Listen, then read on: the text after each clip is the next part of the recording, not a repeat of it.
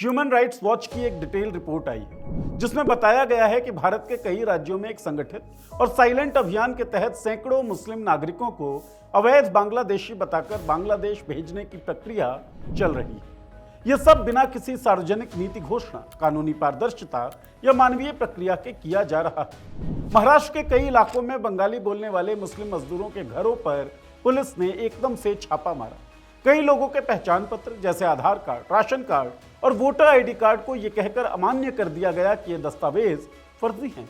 इन लोगों को हिरासत में लेकर डिटेंशन कैंप्स में भेज दिया गया, जहां न वकील मिलने की अनुमति थी, न परिवार वालों से मिलवाया गया। यहां कुछ मामलों में खुद पुलिस ने ही तय कर लिया कि ये लोग बांग्लादेशी हैं, जिसके बाद इन्हें बसों में, ट्रकों में भरकर सीमा के पास भेज दिया गया। गुजरात के अहमदाबाद में तो इसे एक स्वच्छता अभियान की तरह चलाया गया। मुस्लिम बहुल बस्तियों को अवैध अतिक्रमण बताकर वहां की झुग्गियों, दुकानों और मस्जिदों को बुलडोजर से गिरा दिया गया।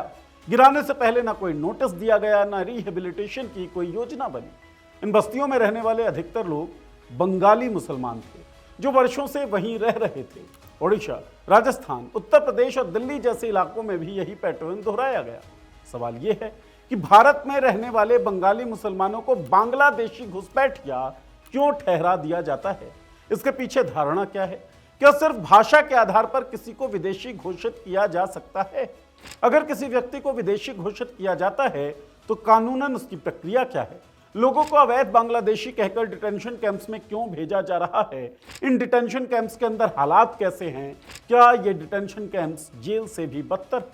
विदेशी घोषित करने वाली फॉरेनर्स ट्रिब्यूनल जैसी संस्थाओं पर कितना भरोसा किया जा सकता है?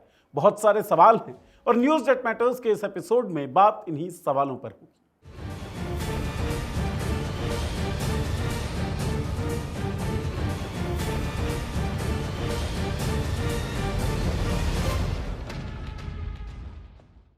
नमस्कार, मैं हूं नीरज और आप देख रहे हैं पॉलिटिक्स। बात 1970 के दशक की है। बांग्लादेश में स्वतंत्रता संग्राम चल रहा था, जिसकी वजह से भारी संख्या में लोग बांग्लादेश से पलायन कर नॉर्थ ईस्ट भारत में आ गए, खासकर बांग्लादेश से सटे बंगाल और असम जैसे इलाकों में। असम के लोगों ने इसका विरोध किया क्योंकि उन्हें लगता था कि बांग्लादेश से आए लोग उनकी जमीन और नौकरियां छीन रहे हैं। यह विरोध कई सालों तक चला। साल 1985 में एक समझौते के तहत विरोध खत्म हुआ। समझौते में कहा गया कि 25 मार्च 1971 के बाद आए लोगों को ढूंढ कर निकाला जाएगा। इस समझौते में फॉरेनर्स ट्रिब्यूनल को और ताकत दी गई कि आप कागजों के आधार पर तय कीजिए कौन भारतीय है, कौन नहीं। यहां से सिलसिला शुरू हुआ कागजात के आधार पर लोगों को विदेशी ठहराने का। कागजों के अभाव में जिन लोगों को विदेशी ठहराया जाता उन्हें जेल में डाल दिया जाता। हालांकि ज्यादातर बांग्लादेशी बांग्लादेश के अलग देश बन जाने के बाद पहले ही वापस लौट गए थे। इसके बावजूद कुछ रिपोर्ट्स आई जिनमें कुछ चौंकाने वाले आंकड़े पेश किए गए। साल 1998 में असम के राज्यपाल रहे retired lieutenant general SK. Sinha ने एक रिपोर्ट बनाई जो उन्होंने राष्ट्रपति के.आर. नारायणन को भेजी। इस रिपोर्ट में उन्होंने कहा था कि उस वक्त असम में करीब कई लाख अवैध प्रवासी रह रहे। उन्होंने ये भी चेतावनी दी कि अगर ये सिलसिला यूं ही चलता रहा तो असम की आबादी और सामाजिक संतुलन बदल सकता है, जिससे राज्य की सुरक्षा को भी खतरा हो सकता है। इस रिपोर्ट की काफी आलोचना हुई। जानकारों ने कहा कि इसमें जो आंकड़े दिए गए हैं वो भरोसेमंद नहीं है। उनके मुताबिक रिपोर्ट में जो बातें कही गई वो ज्यादा डर फैलाने वाली थी और इससे राज्य में तनाव बढ़ सकता था। भले ही रिपोर्ट में भरोसेमंद आंकड़े ना हो, लेकिन यह रिपोर्ट अवैध प्रवास को लेकर देश भर में बहस छेड़ने में कामयाब रही। हर साल सैकड़ों लोग कागजों के अभाव में जेलों में डाले जा रहे थे, लेकिन नॉर्थ ईस्ट इंडिया जहां हर साल बाढ़ आती है, लोगों के घर बह जाते हैं, वहां कई दशकों तक कागज संभाल कर रखना आसान न था। कागज ना होने की स्थिति में इन लोगों को विदेशी ठहरा कर कुख्यात अपराधियों के साथ जेलों में डाल देना, इस पर सवाल खड़े होने लगे थे। जिसके बाद साल 2008 में असम हाईकोर्ट ने तरुण गोगोई सरकार को आदेश दिया कि इन लोगों को डिटेन करने के लिए अलग से व्यवस्था की जाए। जिसके बाद साल 2009 में पहला कैंप तेजपुर में शुरू हुआ। इसके बाद देश के कई राज्यों में भी डिटेंशन कैंप्स बनाए गए, लेकिन डिटेंशन कैंप्स भी जेलों से कम नहीं है। यहां सुबह एक कर्कश सायरन से शुरू होती है। कैदी अपनी पतली गंदी चटाइयों से उठकर लाइन में खड़े होते हैं, जहां उनकी गिनती होती है। नाश्ते में एक कप फीकी चाय और 2 सख्त रोटियां मिलती हैं। खाना देखकर भूख मर जाए। कई बार खाना इतना खराब होता है कि लोग उसे फेंक देते हैं। दिन के घंटे अंतहीन इंतजार में बीतते हैं, न कोई काम, न किताब, न हंसी। लोग फर्श पर बैठकर पुरानी यादों में खोए रहते हैं या खामोश रहते हैं। जगह इतनी कम है कि लोग एक दूसरे से सट कर सोते हैं। रातें ठंडी फर्श पर कटती हैं। बीमारी हर कोने में फैली है, लेकिन इलाज मुश्किल। कोई नियमित डॉक्टर नहीं, कभी कभार कोई नर्स आ जाती है। गंभीर हालत में अस्पताल ले जाया जाता है, लेकिन वहां भी कैदियों को बेड से बांधा जाता है। बच्चे इन कैंप्स में सबसे ज्यादा टूटते हैं। न खेल का मैदान, न स्कूल। मानसिक तनाव इन कैंप्स का सबसे बड़ा जहर है, जो जिंदगियों को निगलने के लिए काफी है। साल 2016 से 21 तक सिर्फ असम के डिटेंशन कैंप्स में 31 लोगों की मौत हो चुकी थी। इसके बाद के आंकड़े अस्पष्ट हैं, हालांकि खबरें हैं। 17 अप्रैल को असम के ग्वालपाड़ा जिले में बने मटिया डिटेंशन कैंप में एक कैदी की मौत हो गई। यह देश का सबसे बड़ा डिटेंशन कैंप है। इंडियन एक्सप्रेस की रिपोर्ट के मुताबिक मरने वाले शख्स का नाम मोहम्मद अब्दुल मोतलिब था, जिन्हें लोग मोतलिब अली भी कहते थे। वो असम के होजाई जिले के मदर ताली गांव के रहने वाले थे। दिसंबर 2023 में एक मामले में हिरासत में लिए गए। इसके बाद से ही वो इसी कैंप में बंद थे। मोतलिब के बड़े भाई जमशेद अली ने बताया कि उनके भाई की गिरफ्तारी नागरिकता को लेकर हुए एक विवाद की वजह से हुई। असल में उनके पिता का नाम वोटर लिस्ट में 2 अलग अलग नामों से दर्ज था, पहले काला मियां और बाद में अब्दुल हक। उनके परिवार पहले चांगमाजी पठार में रहता था, लेकिन लगातार बाढ़ की वजह से 1985 से पहले मदर ताली गांव में बस गया। इस बदलाव के दौरान नामों में फर्क आ गया और इसी वजह से परिवार के दस्तावेजों में गड़बड़ी हो गई। जमशेद अली ने बताया कि इसी भ्रम के कारण उनका और उनके भाइयों का नाम एनआरसी से हटा दिया गया। वो और उनके भाई नूर अली इस फैसले के खिलाफ हाईकोर्ट गए हैं और केस अभी चल रहा है। लेकिन दूसरी तरफ प्रशासन ने पिछले साल गांव में आकर जांच की और कई लोगों के बयान लिए। इसके बाद ही मोतलिब को गिरफ्तार कर डिटेंशन कैंप में भेज दिया गया। इसके 1.5 साल बाद इसी साल 17 अप्रैल को डिटेंशन कैंप में ही इनकी मौत हो चुकी है। मौत के बाद परिवार ने शव लेने से मना कर दिया। उन्होंने कहा, अगर सरकार मानती है कि मोतलिब बांग्लादेशी था तो फिर उसका शव भी बांग्लादेशियों को ही दिया जाए। बाद में उन्होंने शव ले लिया और गांव के पास ही उसे दफना दिया। हालांकि सभी को कानूनी तौर पर बांग्लादेशी सिद्ध करने के लिए इन डिटेंशन कैंप्स में नहीं रखा जाता। कुछ को बिना कानूनी प्रक्रिया के भी बांग्लादेश भेज दिया जाता है और इस साल बंगाली मुसलमानों को डिटेन कर बांग्लादेश भेजने के मामले बढ़ गए हैं। ह्यूमन राइट्स वॉच की रिपोर्ट कहती है, भारत ने हजारों बंगाली मुसलमानों को बांग्लादेश भेज दिया। जून महीने में ह्यूमन राइट्स वॉच ने 18 लोगों से बातचीत की, जिनमें कुछ ऐसे लोग थे जिन्हें भारत से निकाला गया। बाद में जब उनकी नागरिकता सिद्ध हो गई तो अब वापस आ गए हैं।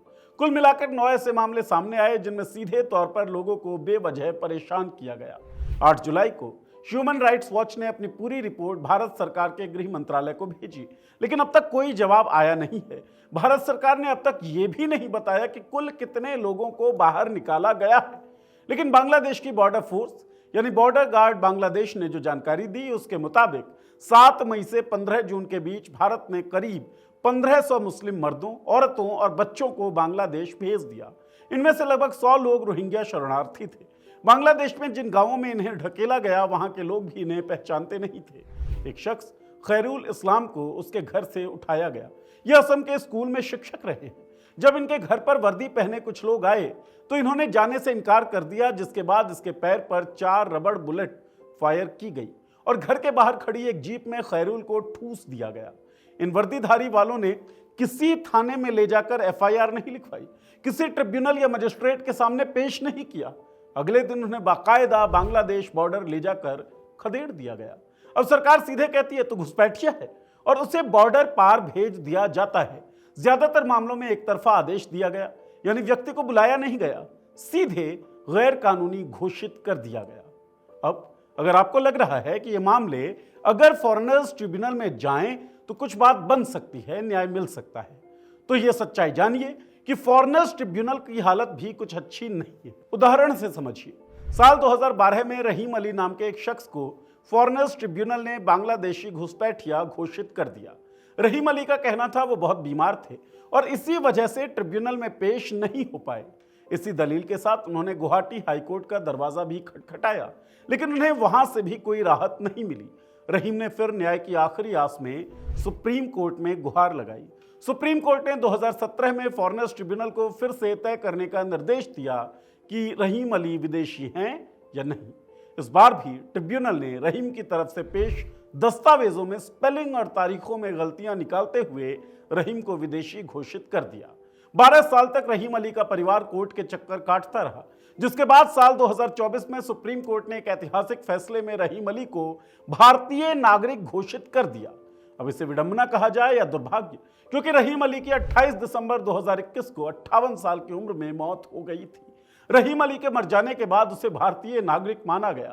रहीम अली का अपराध सिर्फ इतना सा था, वो अपने पुराने दस्तावेजों में स्पेलिंग और तारीखों की त्रुटियों को ठीक से साबित नहीं कर पाया। रहीम अली जैसे हजारों लोग हैं जिनकी नागरिकता सिर्फ इस वजह से संदिग्ध बना दी गई क्योंकि उनके पास अंग्रेजी में सही स्पेलिंग वाले कागज नहीं थे। असम जैसे राज्य में जहां हर साल बाढ़ के कारण लोगों का पुनर्वास होता है, वहां 40-50 साल पुराने दस्तावेज ढूंढ पाना आम आदमी के लिए किसी पहाड़ चढ़ने जैसा है। एक तरफ सरकार डिजिटल इंडिया की बात करती है, दूसरी तरफ एक पुराना धूल खाया कागज न होने पर किसी को उसके वतन में ही विदेशी बना देती है। अब सवाल यह है कि जब इंसान की पहचान, उसकी नागरिकता, उसकी पूरी जिंदगी सिर्फ एक कागज पर टिकी हो, और वो भी ऐसा कागज जिसे कोई सरकारी बाबू कभी भी गलत या फर्जी कह दे, तो क्या वो इंसान अब भी एक नागरिक कहलाएगा या सिर्फ एक नंबर बनकर रह जाएगा? इस दौर में नाम की स्पेलिंग से लेकर बाप दादाओं के दस्तावेज तक की जवाबदेही आम आदमी पर ही डाल दी गई। वो आदमी जो रोजी कमाने के लिए मजदूरी करता है, जो बाढ़ में अपने घर को बचा नहीं पाता है, उससे ये उम्मीद की जा रही है कि वो 40 साल पुराना सबूत लेकर आए कि वो इस देश का नागरिक है, और अगर नहीं ला सका तो वो घुसपैठिया है। सवाल उठता है, नागरिकता कोई संवैधानिक अधिकार है या सत्ता की सहूलियत से दिया गया एक ठप्पा? आपको क्या लगता है? अपनी राय इस वीडियो के कमेंट बॉक्स में लिखें। कोई सवाल हो, सुझाव हो तो वो भी इस वीडियो कमेंट बॉक्स में लिख दें। चैनल को सब्सक्राइब करें, बेल का आइकन दबा दें ताकि हमारे वीडियोस के नोटिफिकेशंस आपको मिलते रहें। शुक्रिया।